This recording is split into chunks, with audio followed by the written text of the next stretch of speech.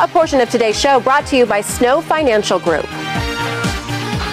Welcome back. Well, there are different chapters in our lives, and one of those chapters is retirement. So as you plan for this change, why not follow the few steps to a successful transition? Certified financial planner Ted Snow is here to outline and share these steps with us. Good morning, Ted. Thank you for being here. Good morning. Thank you. So I guess the first question everyone wants to know is how do they start contributing and where do they contribute? What's the best way to set money aside for retirement? Yeah, I think one of the best ways is to start with your employer, because you have the opportunity to just take it right out of your paycheck and contribute to a 401k. Plus, you get the matching contribution from the employer. So before you even have to think about what the stock market or what the bond markets are going to do for you, you've got an automatic return on your investment just by putting money in. And certainly, you've got to be mindful of what your budgetary constraints are. But really, the minimum that somebody should put in is somewhere around 6%, so that you can get your maximum match from the employer. And should we always trust the people that are running the 401k, or is it better to take the money that you would be setting aside and go to a financial planner and say, I want you to invest this instead? Well, that's in addition to, I think. Really? So over and above? Yeah, because you get the matching. Exactly. Okay. Because you get the matching. And then if you have monies over and above what they will match that you're putting in, then we can come and start coordinating some of those other investment programs for you. Do you have a place to start with that? Like, is there a percentage that we should sort of strive for the over and above the 401k? Yeah, I think that at least somebody should be looking at about 10% or more if possible, because there's so much time that we probably will spend in retirement that we have to plan for now. Yeah, I know. My mom always said, she said, pay yourself first. That's a great idea. And that's what you do with the 10%. Okay, and then how to make sure that investing isn't all that you do.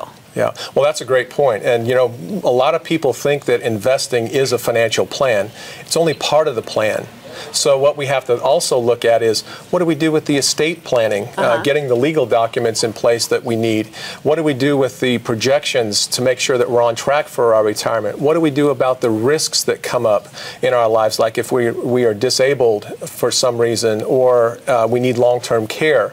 These issues are real big planning things that we have to take care of. You deal with all of that. You don't just deal with investing my money. You're going to help me put together my will, put together everything that I need to make sure that I'm in good shape for retirement. Exactly. And these are all very important points to coordinate together so that you can have a very successful retirement. And you get the biggest benefit. And then you wanted to talk about maximum disability insurance. What is that, and how does it play into your retirement plan? It's really a major component of retirement, because if you can't earn a paycheck, you're not going to get paid, and therefore you cannot put money into a retirement plan. Many people know that if you become sick or hurt and you can't work, that the monies that you would be putting into a 401k would stop, because the money that goes in there is from an earned income. Right, if you have no earned income, you cannot contribute to a 401k, and therefore the matching stops. Your retirement basically gets put on hold. It's a tough one, isn't it, Ted, especially for younger people who are just starting to invest in their retirement. It's tough for them to think about disability and think about because we all think we're invincible, right? Oh, that's never going to happen to me. It's never going to happen. But you say absolutely, you should 100% get your apply for the maximum disability insurance. Yeah, start with your employer, and then if there's any gap that's there, then do some supplemental disability so that you can have the maximum coverage on your salary, so that if you do fall sick or get hurt, then you can have an income so you don't go into debt and not be able to retire. You're getting your salary, you're getting your 401k, you're getting, mortgage protection, all that stuff would be part of it. Other insurances, yes, please get those things taken care of, because that's a big risk to our retirement. And real quickly, just before we go, how important is budgeting?